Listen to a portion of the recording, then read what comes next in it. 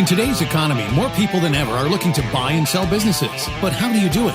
Welcome to the Deal Board, presented by Transworld Business Advisors. Straight talk about real deals and real people. Listen to stories, interviews, and expert advice to help your business sale, merger, or acquisition process. Now, here are your business exit experts, Andy and Jessica. Hey, welcome back to the Deal Board. We have an excellent episode today, and I am joined by the JT Tatem. He's not a stranger to this show, but he's going to be more of my co-host going forward. Yep. And we are looking forward to that, of course, because he's an amazing speaker and motivator, and he's currently the president of Transworld Business Advisors, doing a fantastic job. So he is a very busy guy, and I'm glad to be able to drag you aside to talk to everybody. It's great. And I'm honored to be here and again, continuing to work really closely with you, Andy, for what you've built over all these years, and excited about what's happening within our brand and our industry in business brokerage. There is a lot going on, folks. And of course, there's a lot going on in the world. I think that's the topic of our conversation today. You know, people always come to us and they're worried about the economy, or they're worried about, is it a good time to buy or a good time to sell? And we want to tackle the buy side a little bit today, but let's just talk in general about, what happens during these exciting times. Times of change, but there's always times of change. I remember a long time ago, and I shared this on one of our other earlier podcasts, the only time people like change, or the only people that like change, are babies with dirty diapers, right? But life is always about change. It's about adapting to what our circumstances are.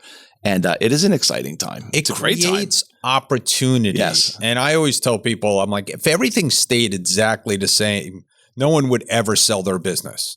I mean, no one would ever sell their business if it was going to be an annuity just moving forward. But that's not the case. There's risk involved, but there's reward. That's right. And so, like I always say to people, I'm like, and I'm saying to our agents right now, that my neighbor used to invite us over when we were kids, and he had a pear tree, and he was a big Vietnam vet guy. Okay. And he would come out and he would invite us all over, and the tree trunk was about big around. It was kind of big around. But he would grab that tree when it was time to harvest. Okay. And he would shake that tree, and all the ripe fruit would come out of that tree. Okay. And the kids would go scrambling. It was time to take that opportunity to get all that perfectly ripened fruit out there. Right. And so now baby boomers have been holding on to these businesses for decades, and we keep talking about the silver tsunami that's coming. That's right. And it's not going to come unless they're shaken out of the tree. Yeah. And that's what's happening. And sometimes circumstances is the change, is the shake that you're talking about. Whether it's changes in the economy, changes in administration, changes in financial times, et cetera, et cetera. Sometimes it's circumstantial changes in their own personal life that brings those businesses to bear. And, you guys have been talking about silver tsunami for the last 5 or 10 years. Right. Because we've come into that when we got into the 2000s and certainly into 2020. And saying you're at the tail end now of all of those people that are business owners for the last 15, 20, 30 years. And they're like, okay, I've ridden through the economic downturn. I went through 9/11. I went through 2018 or 2008, sorry. And now here we are. And 2020 with the pandemic. So, okay, time for me to slow down. Yeah. And we're seeing that. Yeah. And it brings all these businesses into market. So that makes it a good time to buy a business. Yeah. So it's a good time to buy the business because we're seeing baby boomers come to the marketplace. So there's plenty of that. And perhaps during economic uncertainty, people who are scared aren't in the market. That's true. They hold back. They hold back. Yeah. Right. So I work with a bunch of people in the real estate market, commercial real estate market, and building markets, and we're seeing some of those guys. They're on the sidelines because they don't know how. They're scared of the higher interest rates. They're scared of the prices coming down in commercial real estate or regular real estate, and you don't have that problem in business. Right. It's stayed pretty steady as far as valuations are concerned. So this is still a good time to get in. Right. And maybe other people aren't. Yeah. And it's funny because when there's more opportunity, meaning more businesses available and less players on the field, you're kind of in control there a little bit, because the seller has less people to choose from, less people making offers, et cetera. So you're in a much stronger position as a buyer when you bring that offer to the table for that seller to consider, because there's fewer people that are in line to get that done. It's not like 3 or 4 years ago in the housing market where people were buying houses sight unseen, paying well above the asking price. That we didn't see a lot of that in the business side, and you're definitely not seeing that now from the buyer's perspective. No, I mean, with the increased interest rates, and we were going to get into that. We talked a little bit about it before we started about some of the financing world. The financing world does kind of hold back the prices, right? This is a business. And they're buying a business based on the return of earnings. And when that happens, there's ratios and debt service coverage and all that kind of things that kind of just most businesses are priced pretty fairly. Right. So, and that markup, that multiple that we're using, if you look at it consistently year after year after year, decade after decade, realistically, it stays very, very similar. I did the market pulse survey. I pulled that up in preparation for what our conversation was, and looking at what those multiples have been. This is 21 through the end of 2024, because we're in Q1 now of 2025, right? And if you look at the businesses that were $500,000 or less in asking price, 2 was the multiple. Right. For all of those years, every quarter, at the end of every single one of those years. We've talked about this year after year. Two times. And it might be 1.97, 2.03, whatever the case may be. Depending on the business. Yes. And when you get to 500 to $1 million, it's going to 2.6, 2.8. And then when you go above that, it's 3 from $1 million to 2 million. And then these two were interesting to me. 2 million to 5 million was 4 in 2021, 4.1, 4, 3.6 at the end of last quarter. Yeah. So it went down. It took a little, it got soft just a little bit. Interest rates, right? Yeah. Okay. But if it was a business that was 5 to 50 million, it was 6, 4.1, 5.3 back to 6 as a multiple at the end of 2024. Wow. So exactly. Well, because the interest rates maybe came back. We talk about some of the M&A deals, right? The larger deals. Again, there's people who are buying those things are very sophisticated. They're getting out their spreadsheets. They're doing all the projections and forecasts. That's right. So in 2023, interest rates were higher than they are now, at the beginning of 2024. And so everybody was building in these higher interest rates into their models. Yeah. Maybe that's rolled back a little bit. I think in some of those larger deals too, you're not going through SBA anymore. You're talking about private equity groups and family offices, and they have the money to bring to the deal. Right. So they don't need to go get the loan. And they're deploying the clip. That's right. They have the money and they have to go find these investments to make. Right. So that puts the buyers in a pretty strong position as well. Yeah. Yeah. Yeah. So it's still, again, it's a good time to buy a business. And the other thing the SBA program is still a great program. Yes. And people, we've talked about whether or not Doge will affect it or not. Yeah, I'm sure they're going to make some cuts at the SBA. But historically, the SBA program has been very profitable. Yeah, it makes money for the government. So they're probably not cutting that out. No, they're probably not. They're looking to, what was it? Waste and abuse and fraud. Right. This is a moneymaker. You don't look to cut that out. You may trim some fat there. We have more people that you need to, get the deals processed. But I think it's important for the buyers also when they're going through the process and they're working with their advisor, they inquire about a business. One of the first things they should do is say to that advisor, has this business been pre-qualified? Correct. Number one. And number two, who did you pre-qualify it with? Get me in touch with that lender and then go to that lender and be able to say, let me get pre-qualified. This is the deal I'm looking at. And those lenders, many times, especially in our situation, those are PLP lenders, so they're preferred lending partners for the SBA. They can stamp that. They don't have to push it back through the SBA red tape to get the approval because they do so many deals with the SBA. Yes. The SBA has given them the authority to be able to say, yes, go ahead and approve that. We'll take it through underwriting because you know what you're doing. Yeah, I agree with you. The PLP lenders can get deals done. Yeah. On their own. And we're seeing interest rates have come down somewhat over the last year or so at the SBA level. I think they'll continue to come down I think we will have 2 interest rate cuts this year, even though they said they might hold back. But I think we eventually will. And so, again, that's another reason why it's a great time to go out there and buy business. I mean, you could still buy business. I talked to some SBA lenders. They were down at 5% down. They had a couple people telling me that they could get 2.5% down. I mean, on $1 million for the buyer as a down payment. Yeah, that's crazy. Right. Yeah, very, very low. And because they're allowing the sellers to also make up the difference of what their requirement is. And the sellers are willing to do that. Yes. I mean, it's still, if you think about it from a seller's perspective, you're still getting 95% of the money at closing. And you may be holding off on 5% for a certain period of time. And if they're really good cash flow businesses, that period of time may not be that long. You may not be on full standby where you can't get paid for 10 years. You might be able to get paid right away. At minimum, you might be able to get interest-only payments right away. So that's a good position to be in. And that's a great point you just brought up is cash flow businesses.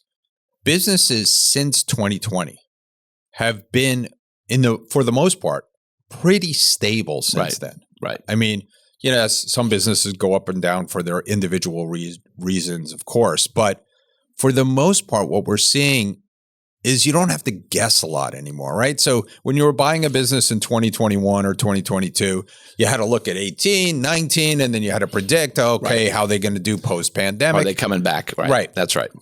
You don't have to worry about that No, you anymore. got the track record now for the last 3 years. For the last 3 years. Yeah, post-COVID. And you're looking at most of them solid performance, if not even they're on the incline. Right. And that's what anybody's going to be looking for. Yeah. And listen, with tariffs and things like that, there's going to be opportunities out there for businesses here in the United States. Obviously, tariffs don't, maybe you're looking at the type of business. It won't affect too much some of the service businesses that we sell. People with supply chain, et cetera, they may feel a little bit there too. But I also think, how do you see what's happening in the labor market? Whereas 4 or 5 years ago, people couldn't hire anybody, right? States were giving subsidies for not working. And so it was harder to find people and bringing them in. Have you seen change in that? I think the labor market has loosened up somewhat. Certainly talking to our friends in the hospitality business, it is not as hard to hire waitresses and waiters and getting those things. And, you're seeing some of the states change their laws too to make it easier to hire people as well. I don't know. And, you think about restaurants were hit certainly hard, COVID and post-COVID. And a lot of people were having a hard time. No tips on taxes. Or no taxes on tips, sorry. Right.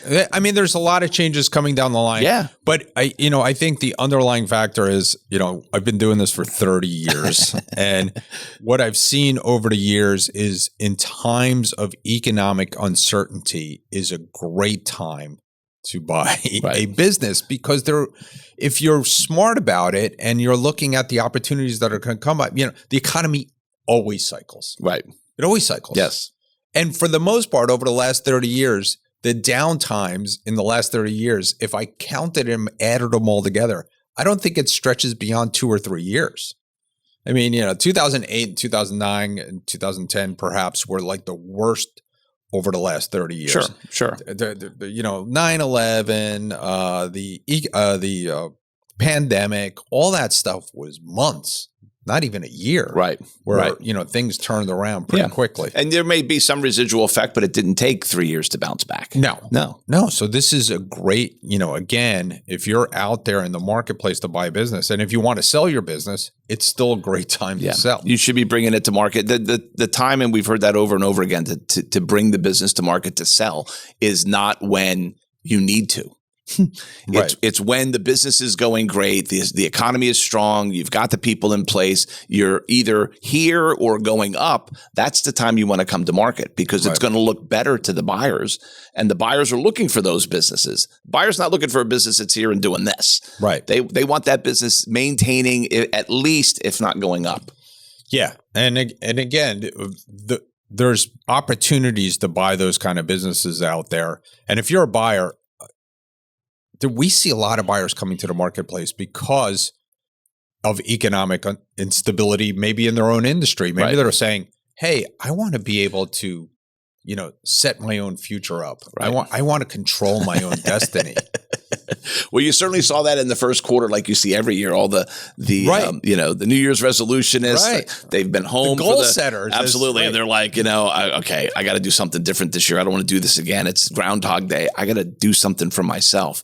And I know we're going to talk about this in another episode. There's all those online We're going to have a whole episode about people go buy a business. Right. Yeah, right. Exactly. And so there seems to be a larger push now encouraging people to go be an entrepreneur. I think business brokerage and buying a business used to be the best kept secret out there in the world. I mean, and I've spent in the IBBA and everybody at Transworld. We've spent the better part of the last, 4 decades trying to tell people there is this huge opportunity out there, not only to buy a business and be an entrepreneur, but if you are a business owner, to grow your business like the private equity groups do. Right. I mean, learn the lesson, right? Sure. And that's a good point. I mean, the buyers of the businesses don't always have to be those folks that are coming out of a career, whether it's a long-term career or, the younger generation, not the baby boomers, but millennials, et cetera, saying, yeah, I don't want to work for another company for 30 years and get a watch like my grandfather did. I want to run my own destiny. The gig economy has given a lot more, paved the way for that, for people to say, I want to be my own boss. I want to do my own thing. I've seen some gig economy people, dabble in business, right? Like you said, and then realize I need to make this a full-time thing. Sure. And the way they do that is buying a business. They buy a business. And the other buyer, who might not be that millennial gig economist, is really someone who is looking for, I still got 10 or 15 years in me. Let me go make an acquisition. Let me pull something into the company that I already have and build my empire a little bit more. It may or may not be even the same industry. Right. It might be a complementary industry to what they're doing already. I see a lot of that, people that are already in, the services business, HVAC, plumbing, painting, et cetera. And they're saying, hey, I've got these people on my team already. Let me go get another home service businesses and add to what I'm doing. And they're building a larger portfolio for themselves, which down the road, they're going to do what a private equity guy would do. They're going to make their business worth more by doing an acquisition. And then 5 years, 10 years from now, they're going to turn around and sell it. Yeah.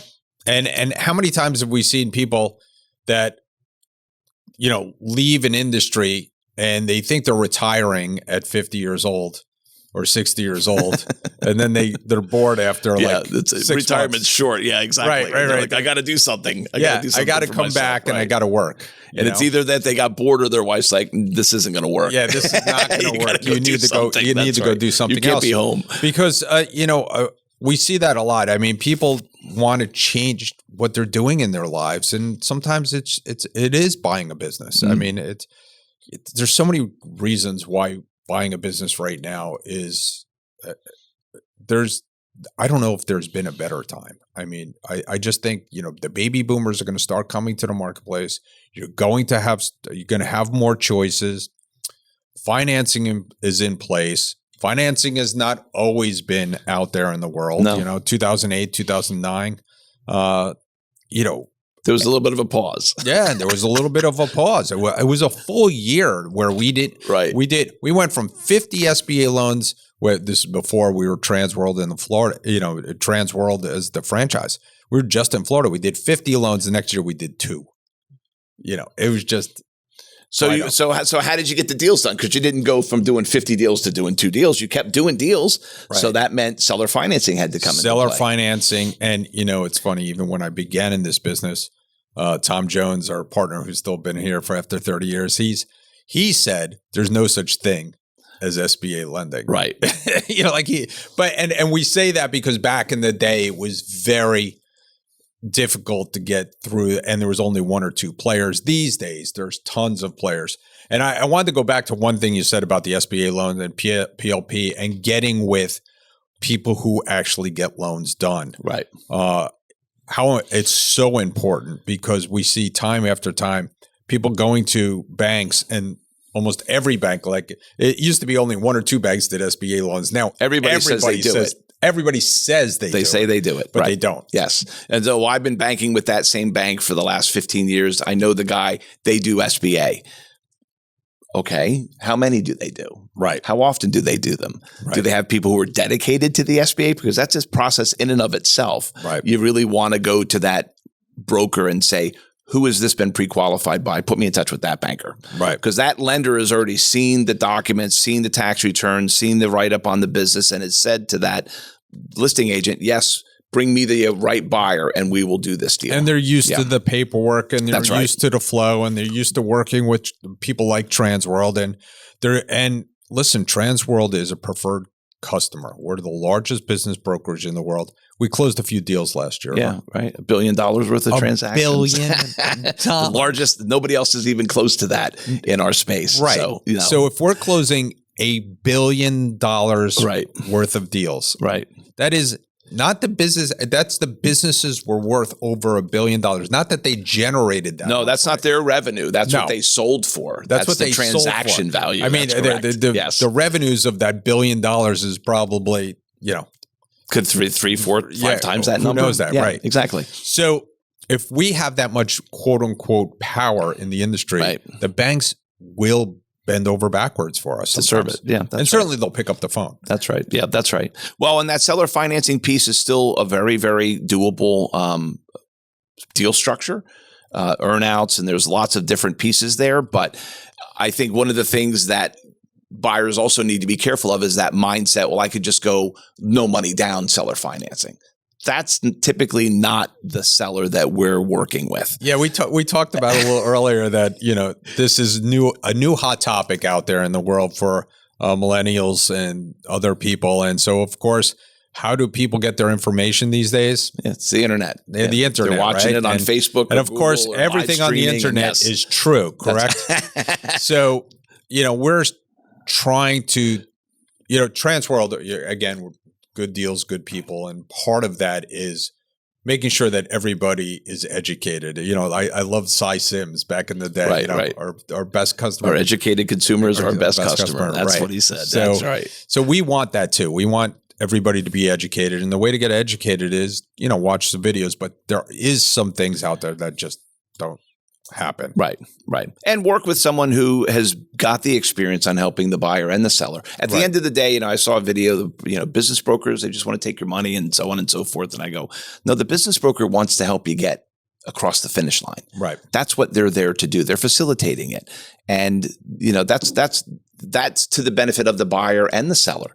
And a lot of times what happens is the buyers that do want to come to that, no money down, you seller finance the whole thing, they're not looking out for the interest of the seller at all. Right. And that seller, both people have to win. I mean, what's the golden rule on the negotiation, right? Right. If everybody walks away a little equally unhappy, then it's probably a good deal for everybody. If everybody goes to the closing and is equally tired and equally unhappy, that's probably a good deal. Then it worked. Then I think it worked out well.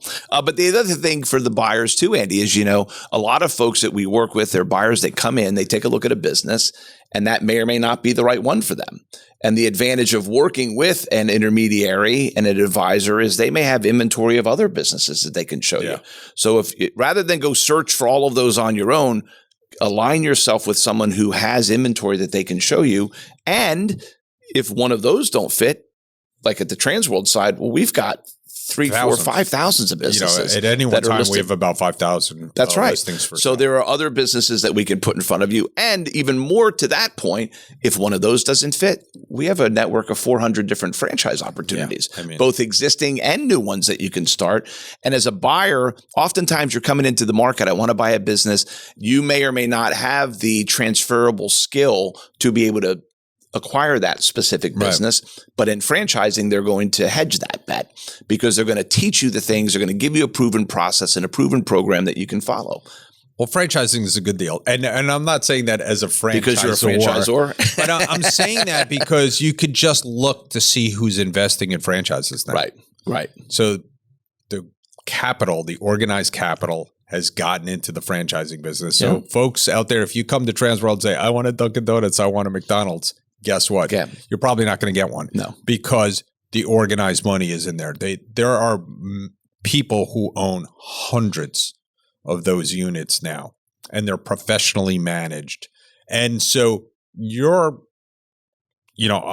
opportunity in the franchising business is find a young, good one. Right. Right. And one that you can maybe come in and be a single unit operator. Or in some cases, you have the opportunity to become multi-unit operator. That's correct. That's correct. So, and my buddy got involved with, Orange Theory many years ago, and he became one of their biggest franchisees.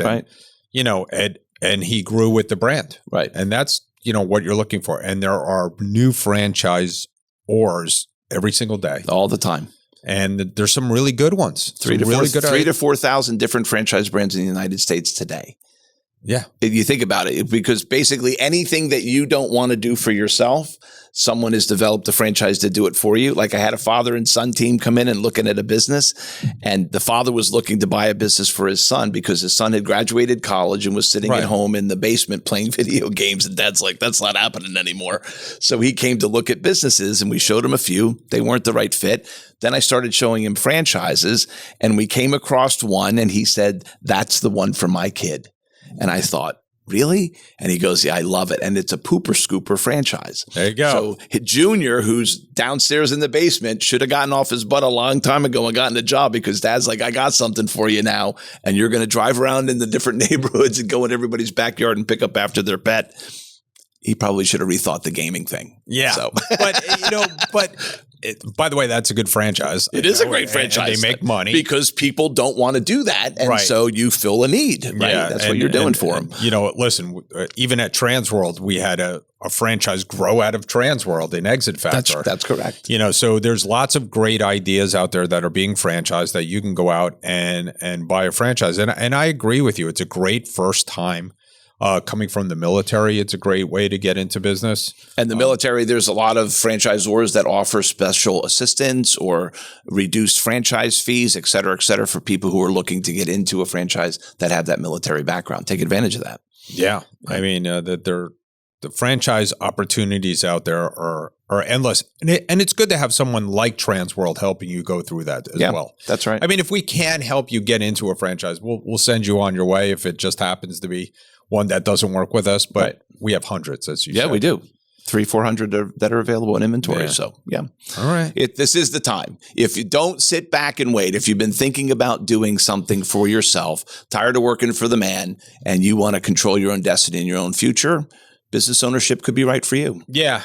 There's no doubt that, Transworld and the industry is ripe right now. Transworld is having its best years. We have more people on the street than ever. We're selling $1 billion worth of businesses, and one of them could be yours. That's right. So, yes, it's a great time to buy a business. We have 3 great interviews for you. Yeah. So we have Taylor Bombardiere talking about buying versus building a business. So we also have Marty Fishman, who's been with us for a long time, talking about 3 questions you should ask when buying a business. And we have Tatiana DeMoraes, and she has some buying business tips. Okay. Plus, of course, we have a listing of the week, deal of the week, and a deal of the Fantastic. Week. So it's a great episode. It's great to have you here, JT, and we have some more episodes coming up, so check them out. Transworld Business Advisors is the world's largest business brokerage and mergers and acquisitions firm with over 1,000 brokers and nearly 250 offices worldwide. Transworld's team handles thousands of business sales every year. To be connected with a qualified business broker or learn more about the buying and selling process, visit tworld.com/thedealboard or call 888-719-9098. Hi, my name is Taylor Bombardiere. I'm a broker here in the Transworld DFW office. I just wanted to hop on and chat with you guys a little bit about buying versus building a business. This is something that everyone debates. If you're a buyer of a business or if you're just an entrepreneur in general, the buy versus build debate is old as time. And so just wanted to hop on and chat with some of the pros and cons versus buying versus building. What is the right fit for you? And just have a little conversation about it. So at the end of the day, buying versus building a business are 2 completely separate things, right?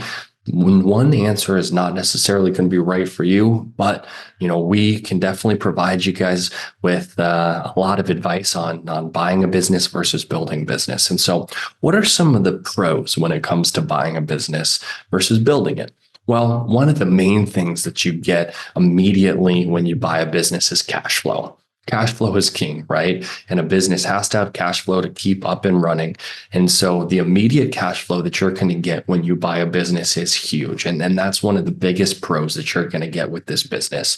Along those same lines of established and immediate cash flow is the customer base that you have, right? There's customers that are going to come in day one when you take over a business, as long as that transition goes smoothly and things really haven't been fumbled along that training and transition period that you have there. Customers are going to be coming in day one from you, and that cash flow is going to be moving, right? Along those same lines, having a proven business model, well-trained employees, a lot of things that come with a business that's established and has been in place for a long period of time is a huge pro when buying versus building a business. So when you're going to be buying these businesses, they're typically going to be transferred with employees in place. They're going to have a proven business model, and hopefully you've done your due diligence through the process. And if you don't know too much about the process, please feel free to reach out to one of us brokers about what that buying process might look like for you. But through due diligence and through the information that you've gained, you should understand what the business model is, who the employees are in these businesses, and those are huge pros when it comes to buying a business. Moving on to the financing side of things. Typically, when you're going to be looking to finance a business, if you're looking to finance a startup or a business that you are creating from the ground up, you're going to have a much more difficult time to get that financing. Typically, you're going to have to prove out the model that you're putting in place. You're going to have to prove out a lot of different things to an institution that you're looking to get financing from. Whereas when you're buying a business, that's a lot easier to do. There's a lot of great programs that we have here, SBA 7A being one of them. If you don't know too much about that program, feel free to hop onto the deal board. There's a lot of great videos on just the SBA 7A program in general, but there's programs we have in place that allow financing for these existing businesses and make it very, very easy for someone to come in as a new business owner or a new buyer to get the financing that they need for these new businesses that they're going to be purchasing. Then the risk factor. Business is risk. You'll hear a lot of people say it. There's no business that you can buy or build that has zero risk. It's just not a thing.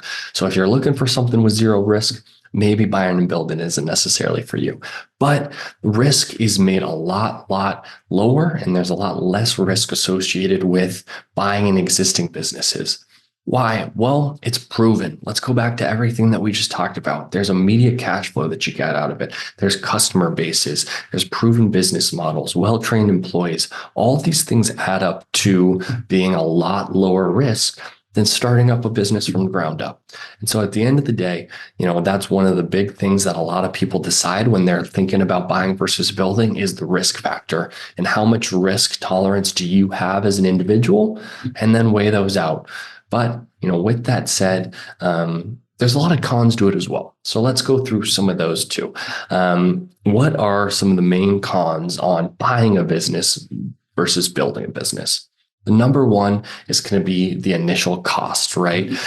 It doesn't cost as much typically to build a startup or to start something from the ground up. Unless you're entering a industry with a huge barrier to entry, a lot of capital needs in order to get up and running, then typically your cost is going to be a lot lower if you're going to be building a business versus buying it. And so that's, one of the cons to buying a business versus building one. Another one is going to be flexibility. At the end of the day, you're your own boss. Whether you buy a business or whether you build it, you're the one that's going to be making the decisions and really moving forward with the vision that you have and see for this business. But if you are buying a business, then there's going to be a lot less flexibility within that. You're going to have to ruffle some feathers if you want to make changes. You're going to have to go in and tell the employees that are in there that things are changing. And let's face it, people don't necessarily like change. So flexibility is something that you're typically going to get a little bit more of if you're going to be building a business versus buying a business. Lastly, outdated practices. There are a lot of businesses out there where the owners are selling their business because they're tired, they're burnt out. They've been doing this for 20, 30 years. And some of the practices that they have are a little bit outdated. So you're going to need to go in and get those changed and get those upgraded. Now, that can either be a growth opportunity and a value add that you have this business that you're buying, or it can be a con where you actually have to go in and put the work in to, get some of those outdated practices up and renewed, whether that be with financing, whether that be with accounting, bookkeeping, sales. Sometimes there can be some outdated practices that these businesses have that you want to go in and as a buyer and update. But at the end of the day, it really comes down to you as a buyer and what you think is the right fit for you. Do you have a little bit higher risk tolerance? Do you want to build something that has a lot of flexibility and that is just yours that you've built from the ground up? Great. There's your answer for you. Building is certainly better for you. But if you have the ability to go in and put, 10, 20% down on a business and finance a business through the SBA or even more into buying a business, then, buying a business can provide a lot of that immediate cash flow. You have the customer base, you have the employees, you have the business model, and it can be a lot less risky for a lot of other individuals that are out there. So that is why you put a team in place as well. And having a professional team and brokers like ourselves here at Transworld is super huge for a lot of buyers, just to be able to talk through this and say, what are some of the businesses you have out there? What are some of the pros on it? And what are some of the cons? And then make an educated decision that's right for you. Because at the end of the day, we're here to help you. We're here to get you into a place that you want to be. And whether that's buying a business or building a business, that's all right. So there's a little bit of information on it. Hopefully that was helpful to get your mind going and thinking about some things and researching different pros and cons on buying versus building a business. But happy to help. And once again, my name is Taylor Bombardiere.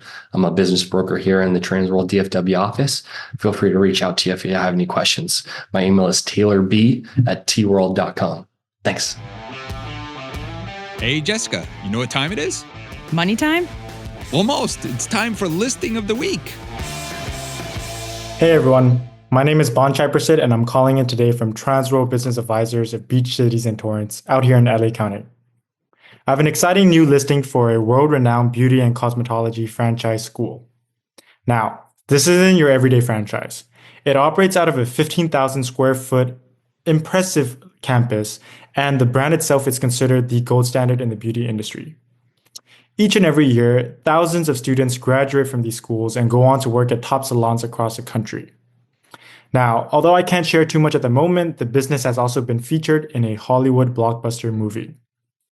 This location in particular is unique because it's partly owned by the franchisor. Corporate-owned franchises are in prime location and enjoy several benefits, including a favorable royalty structure, a lease guarantee, and direct sourcing from corporate. Typically, these locations are reserved for friends and families, making this an extremely rare opportunity. Historically, this has been a very stable business. It was established since 2006 and has consistently achieved over $4 million in revenue year after year. In 2024, it did over $4.4 million in sale, and SDE was approximately $750,000. The owner is looking to sell after 20 years of great ownership since he is relocating to Washington, D.C. The business is his baby, and he's finally ready to let it go to the right buyer for $4.5 million. This is a rare, high-value opportunity to acquire a top-tier business in the beauty industry, so if you or anyone in your network is interested, please feel free to reach out to me at 925-914-0546, or you can reach me at my email at bchaiprasit@tworld.com. That is BCHAIPRASIT@tworld.com. Thank you.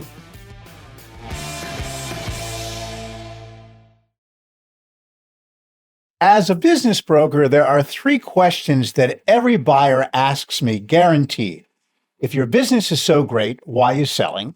How much money does your business make, and how are you going to prove those numbers? And number 3, I love this one.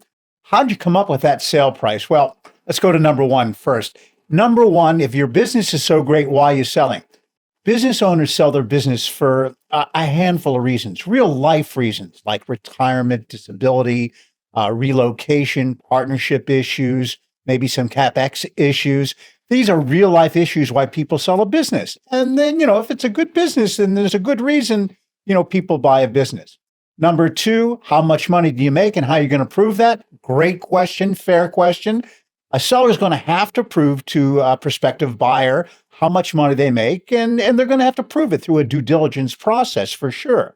And number three, I love the question, how'd you come up with that sale price? Well, in pricing a business, there is science and there's art. Every business, we have the fortune of having comparables. So we can take a look at a particular business, a sector, an industry, and we have comps on it. Businesses that did this much money or made this much money. I'm saying revenue wise, and then, whether it's EBITDA or SDE, seller discretionary earnings. And we have comps, and there's going to be a range from a low to high. Now, what's going to determine the low and the high in these businesses are the value drivers inside of business. They can sell at the lower range or the higher range, whether how the business is going to be structured for a sale price, all money or seller financing, lender financing, barriers to entry, and things like that. So those are the three questions guaranteed every buyer is going to ask a business owner when looking at a business to buy. Hey, Andy, do you know what time it is? It's time for our deal of the week. Deal of the week. Sold. Hi, I am Hollie Choe, Principal Broker at Transworld Business Advisors of Oregon Central. Today, I want to highlight a great preschool that had recently changed owners. This well-established center has been a community staple since it opened in 2017. The previous owner of this preschool has more than 20 years of experience and played a key role in growing the school. After relocating out of state, she was ready to pass it on to a buyer who would uphold the school's successful legacy. We were able to identify a qualified buyer who owns several local preschools in the area. The seller and buyer had a good relationship and shared goals. The seller provided seller financing, and with their collaboration, we were able to get the center license transferred and all the details of the deals transferred in a timely manner, and the deal closed successfully. They are excited to collaborate to keep the school thriving. If you're considering selling your business, contact our local team at 541-920-9026, and we look forward to speaking with you. Hi, my name is Tatiana DeMoraes, and I'm a business broker in the Transworld Business Advisors office in Colorado. And today I'm going to talk about buying a business. These are the questions and tips I give when I work with buyers. And the first one is going to be, you are not alone. And what I mean by you're not alone, you may potentially not be alone in not knowing exactly what you want when you buy a business. 70% of our buyers are not strategic buyers. They are first-time buyers. The profile I always go through with them is they're 40s to 50s. They have been in corporate America. They have owned their own home. They might have a 401k or HELOC and equity in their home, and they've managed other employees. And the common denominator is that they're tired of being an employee and they want to be an employer. They're looking for their second act. And a startup is just too risky. So buying a business is attractive to them. And when I meet with these buyers and I share that profile, usually the first thing the buyer says to me is, wow, that sounds just like me.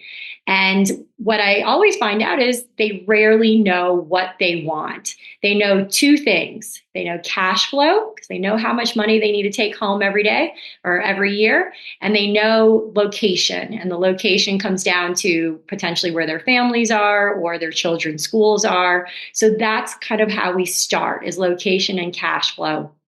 But they're not alone in not knowing the industry.